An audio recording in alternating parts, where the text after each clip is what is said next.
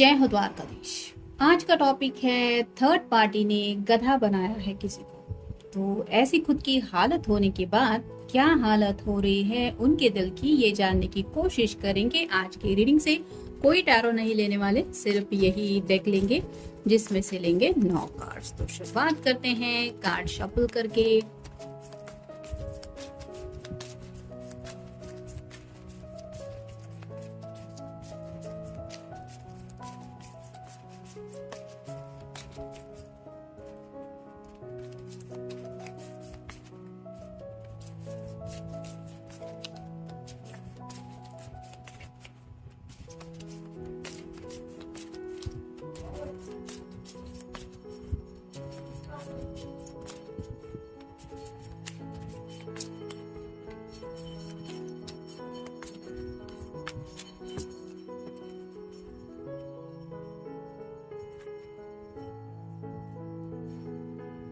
पहला जो कार्ड मिला है वो है we could have had it all. तो अब इस पर्सन को दिल से लग रहा है कि आप दोनों को जिंदगी में अब तक वो हैप्पीनेस मिल चुका होता बहुत पहले। यानी कि जब कहीं आप कहते हैं कि कोई आपको बार बार रोकता रहता है, फिक्र करता है आपकी, इसलिए वो बोलता रहता है कि संभल के चलना, कहीं तुम्हें ठेस ना पहुंच जाए या फिर तुम्हें चोट ना लग जाए, उसके पीछे की अगर केयर कोई समझ नहीं पाता और जब ऐसे मुंह के बल खानी पड़ती है और तब लगता है कि अब मैं किस मुंह से बात करूंगा या करूंगी, तब जो हालत होती है दिल की, वही यहाँ पे इस पर्सन की हालत हो रही है। यानी कि शायद कुछ पाने की चाहत में ये पर्सन अपने ही धुन में निकल पड़ा था। जैसे फूल की एनर्जी होती है, उसको छोटा सा डॉग होता है उसके पास जो रोकता रहता है कि भाई देख के चलो, सामने खाई है, तुम गिर जाओगे, लेकिन वो अपनी धुन में खोया रहता है। सामने देखने की बजाय उसको डे ड्रीमिंग करना होता है, आसमान में देखते हुए चलता है। तो ऐसे शायद आपने पहले ही उनको समझाने की कोशिश की थी, कुछ शायद आपको इंट्यूशंस मिले थे कि हो सकता है इस पर्सन की ऐसी हालत हो, लेकिन आपकी बातों को कभी इन्होंने सीरियसली लिया नहीं और आपके रिश्ते को भी शायद इन्होंने उतने इम्पोर्टेंस नहीं दिए जितना देना चाहिए था। और अब जब खुद इस तरह की उनकी हालत हो गई है, यानी कि सामने वाले पर्सन ने अब जब इनको गधा बना ही डाला है, तब इन्हें लग रहा है कि अरे यार, मुझे ज़िंदगी में पहले ही जो हैप्पीनेस चाहिए था वो मिल चुका होता, या फिर अब तक मैं सेटल हो चुका होता। यहाँ तक कि शादी ब्याह को लेके भी अब इन्हें शायद सीरियसली लग रहा है कि बहुत पहले ही ये सब बातें हो चुकी होती अगर इन्होंने ऐसी कुछ बेवकूफ़ी नहीं की होती। तो खुद को दोष दे रहे हैं और कहीं ना कहीं आपकी कही हुई बातें उनको याद आ रही है। फिर है I am drafting up what to say. कोशिश कर रहे हैं अपने जज्बातों को आपके सामने रखने की, क्योंकि उनको लग रहा है कि शायद आपकी तरफ से जवाब आ सकता है कि मैंने तुम्हें पहले ही कहा था कि ऐसा हो सकता है। तो क्या कहना चाहिए, कहीं ऐसा ना हो कि आप उनको रिवर्स में जवाब देते हुए कुछ बातें सुनाए। यानी कि थोड़ा सा कहीं ना कहीं यहाँ पे मैनिपुलेटिव की एनर्जी फील हो रही है। ऐसी कुछ इमोशनल बातें लिखने की कोशिश कर रहे हैं कि आपका दिल तो ऑलरेडी सॉफ्ट है ही इस पर्सन के लिए, आप पिघल जाएं। और अगर थर्ड पार्टी ने इनको गधा बनाया है तो आप उनकी नादानियों को माफ करते हुए दोबारा उनके साथ रीयूनियन करें, ऐसी उनकी चाहत है।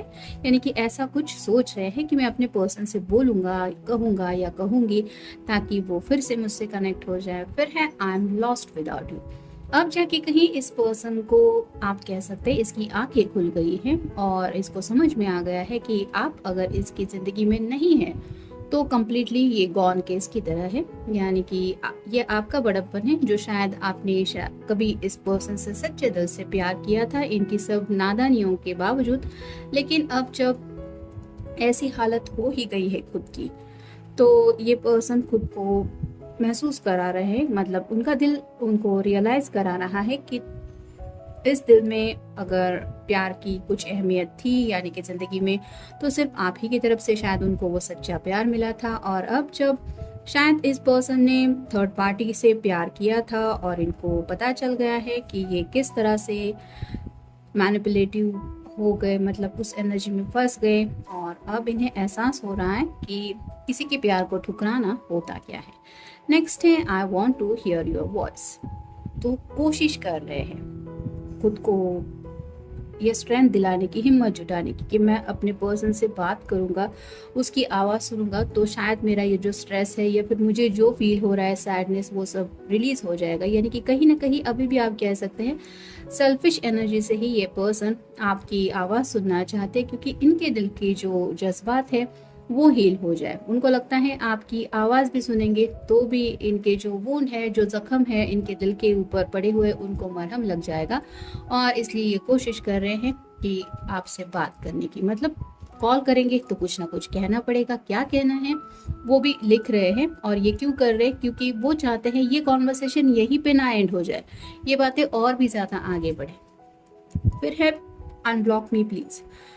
तो आप जाके कहीं, इनको लग रहा है कि आपने इनको अगर ब्लॉक किया था तो उसके पीछे वजह क्या थी, इनकी अगर ऐसी एनर्जी आपको पता थी, मतलब ये थर्ड पार्टी में इन्वॉल्व है या फिर आपको कमिटमेंट नहीं दे रहे, ये सब जान के अगर किसी ने किसी को ब्लॉक करके रखा था तो ये चाहते हैं कि आप उनको अनब्लॉक करें। यानी कि हो सकता है यहाँ पे ये पर्सन शायद कोई और नंबर से भी आपको कॉल या फिर मैसेज करने के बारे में भी सोच रहे हैं।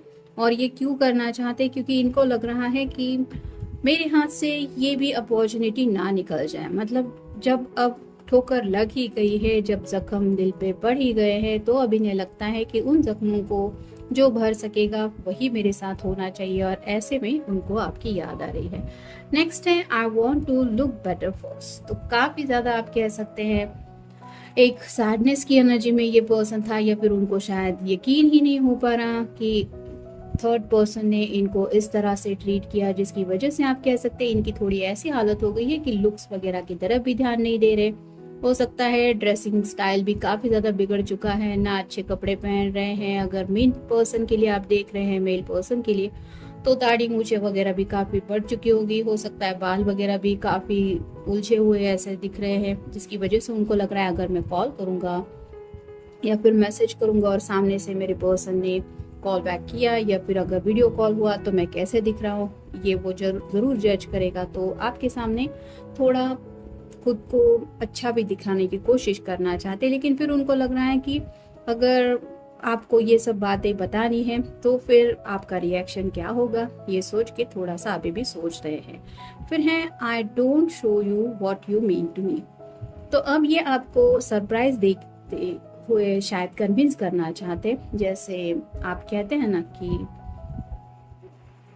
कुछ लोग होते हैं जो, जैसे कहावत ही है कि लातों के भूत बातों से नहीं मानते, वैसे शायद इस पर्सन की हालत ही थी। मतलब उसको सच्चे दिल से कोई प्यार कर रहा है, ये सीधे सीधे प्यार हजम नहीं हो रहा था, जिसकी वजह से अब इनको जब इतना ज्यादा थर्ड पार्टी ने कुछ ट्रीट किया है, मुश्किल में डाला है, तो अब इन्हें लग रहा है कि ये आपको बता दे कि आप उनके लिए क्या मायने रखते हैं। ये वो अपने तरीके से आपको समझाए ताकि आप पिघल जाएं और इनको एक्सेप्ट करें जैसे भी ये है।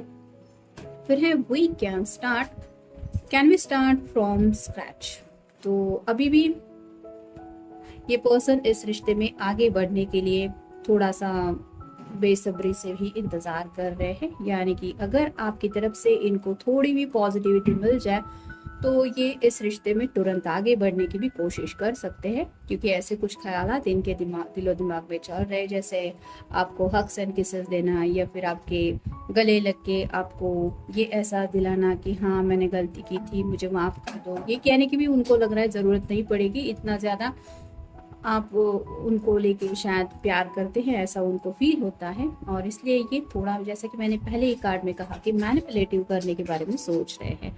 और फाइनल कार्ड है forgive. Could you ever forgive me. तो अब उनको लग रहा है कि क्या सच में अगर ये सब बातें वो आपके सामने रख भी देंगे कि कैसे थर्ड पार्टी ने इनके साथ क्या बिहेव किया या फिर किस तरह से इनका फायदा उठाया, तो क्या आप उन्हें माफ करेंगे? और अगर नहीं किया तो फिर आपको ये सब बता के ये मतलब और भी ज़्यादा आपको ये प्रूव कर देंगे कि हाँ मैं तो इसी लायक हूँ, या फिर हाँ तुमने जैसा कहा था मैं बिल्कुल वैसे ही फंस गया। तो कहीं ना कहीं आप राइट साबित भी हो जाएंगे, ये भी उनको पता है अगर ये सामने से आपको सब बातें कहेंगे। लेकिन मेन मोटिव इनका यही है कि आप उन्हें माफ करके इस रिश्ते को आगे बढ़ाएं। और ये श्योरली होगा कि नहीं होगा ये उन्हें भी नहीं पता है, जिसकी वजह से ये सोच रहे हैं इस तरह की बातें। तो ये था आज का रीडिंग। मिलेंगे नेक्स्ट रीडिंग में।